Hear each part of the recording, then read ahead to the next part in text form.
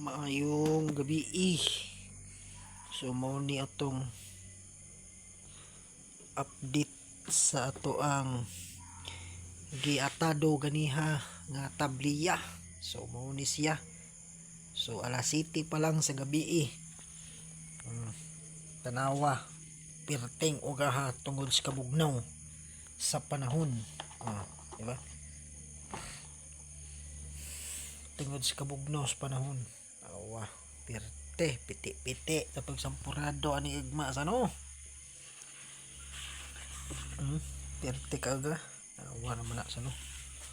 So mas maayo nang ugahan pag din natin sakto. Piti-piti. Ugahan na. Pwede na kuhaan pero mas maayo nang uga pagkadyo.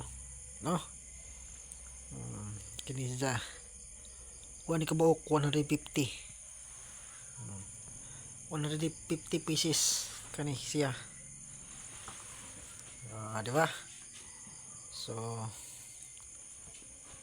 hanggang sa muli kabayan. Kani siya.